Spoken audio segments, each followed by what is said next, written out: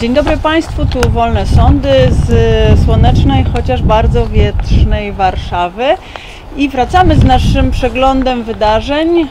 Będziemy je publikować, nasze przeglądy będziemy publikować teraz regularnie. Dzisiaj pierwszy raz widzimy się po wakacjach, bardzo nam miło.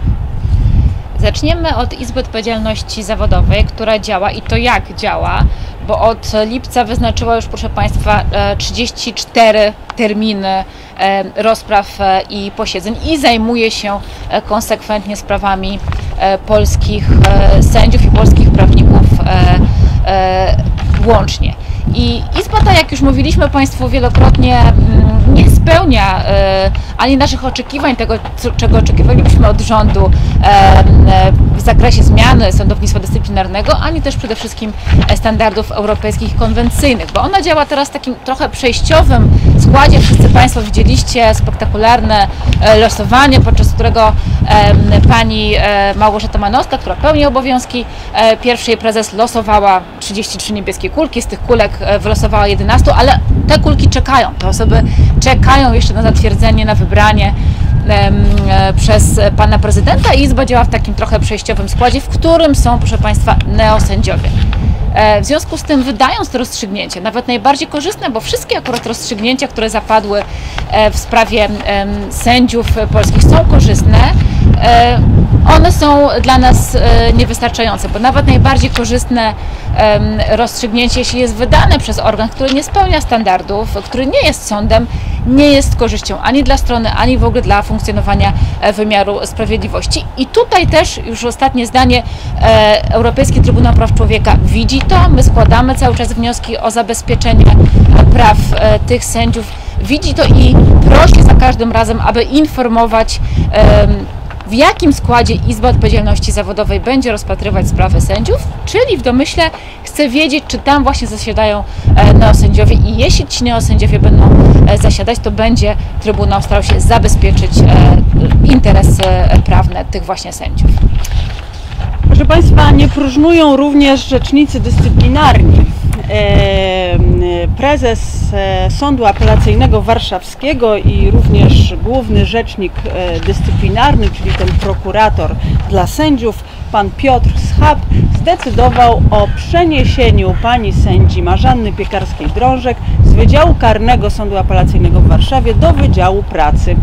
Pani sędzia Marzanna Piekarska-Drążek jest wybitną karnistką, całe życie swoje zawodowe poświęciła prawu karnemu, 30 lat orzeka w sądach karnych, ale ponieważ jest sędzią niepokornym i sędzią odważnym, który kwestionuje status neosędziów, które nie chce orzekać z sędziami, którzy zostali w sposób nieprawidłowy awansowani do sądu apelacyjnego, więc za karę została przeniesiona do Wydziału Pracy w tym samym sądzie. Podzieliła tym samym los dwóch innych wybitnych karnistek, pani sędzi Ewy Gregajtys i pani sędzi Ewy Leszczyńskiej-Furtak, które również z Wydziału Karnego zostały przeniesione miesiąc wcześniej do Wydziału Pracy. Dlaczego Wydział Karny Sądu Warszawskiego Apelacyjnego jest tak niezwykle ważny?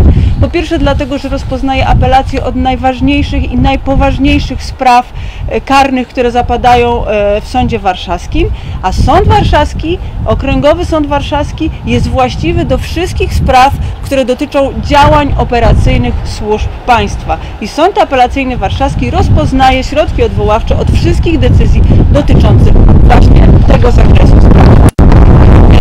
Chcę jeszcze powiedzieć o panu sędzim Dariuszu Mazurze, znanym sędziu z Krakowa, którego wywiad, który udzielił portalowi Onet, rzecznicy dyscyplinarni czytali przez cały rok. I po roku zdecydowali się na postawienie mu zarzutów dyscyplinarnych. A co im nie spodobało się w tym wywiadzie? A mianowicie to, że powiedział, że pan sędzia Mazur powiedział, że pani Manowska nie powinna nigdy pełnić funkcji publicznych ani praktykować prawa oraz że jej działania, które polegały na niezastosowaniu się do orzeczenia TSUE, które nakazywało zatrzymanie działalności Izby Dyscyplinarnej, czyli niezastosowanie się tego zalecenia nazwał sądową i prawniczą zbrodnią. Rzecznicy myśleli przez rok i postawili zarzut sędziemu Mazurowi właśnie teraz. Ale są też dobre wiadomości.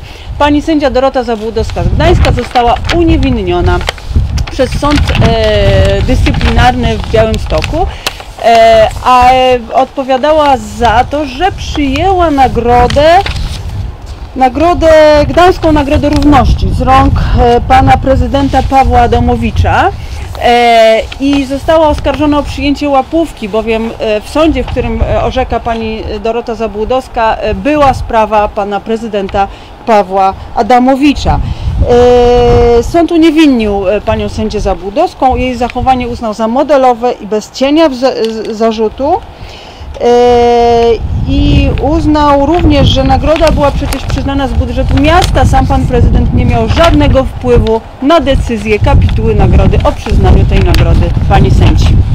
I proszę Państwa, na koniec jeszcze, nie, na koniec będą liczby, ale teraz Tak opowiem jest. Państwu o tym, co się dzieje na tym podwórku europejskim. Pierwsza rzecz to skargi stowarzyszeń sędziowskich, europejskich, 4 stowarzyszeń sędziowskich na decyzję Rady Unii Europejskiej, która ustanowiła tak zwane kamienie milowe. Co mówią stowarzyszenia? Mówią: droga Komisjo, droga Rado, nie zgadzamy się z takim postawieniem sprawy. Te kamienie milowe, które wyznaczyłaś, one nie są wystarczające, bo przede wszystkim nie są wykonaniem wyroków, nie są wykonaniem postanowienia Trybunału Sprawiedliwości Unii Europejskiej. No nie może być tak, że w ramach jakichś politycznych negocjacji my sobie tutaj handlujemy tą praworządnością. To musi zostać wykonane w całości. Nie ma na to naszej zgody, przede wszystkim nie ma na to naszej zgody, aby w tych kamieniach milowych nie uwzględnić sposobu przywrócenia sędziów do wykonywania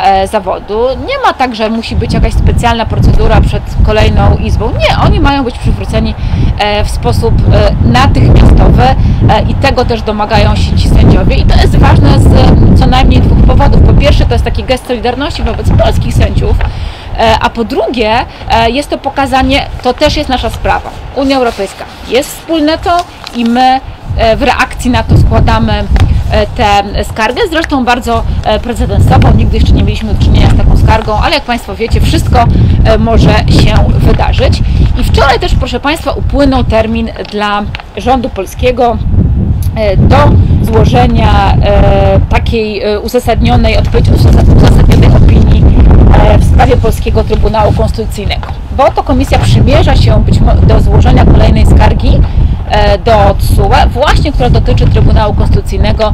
Dlaczego? No dlatego, że Trybunał brawurowo wypowiedział zasadę pierwszeństwa, zasadę autonomii i jednolitego stosowania prawa Unii Europejskiej, a co Komisja zresztą słusznie uznała, że naruszył artykuł 19 ustęp 1 Traktatu o Unii Europejskiej. Dał rządowi czas, aby wypowiedział się na ten temat. Ten termin już minął, my nie znamy, nigdy zresztą nie znamy treści tej opinii, ale oznacza to, proszę Państwa, że Komisja może złożyć już kolejną skargę teoretycznie do TSUE właśnie na działalność Trybunału Konstytucyjnego i w efekcie czego możemy mieć do czynienia z kolejnym zabezpieczeniem albo z kolejnymi karami wielomilionowymi nałożonymi na Polskę. No i na zakończenie nasze ulubione liczby tygodnia. Pierwsza liczba tygodnia to 664. Tyle dni nie orzeka pan sędzia Igor Tuleja. Druga liczba tygodnia to 2450. To są dni bezprawia, które liczymy od początku destrukcji wymiaru sprawiedliwości, destrukcji demokracji w Polsce. I ostatnia liczba, bo największa i stale rosnąca codziennie, 317 milionów euro.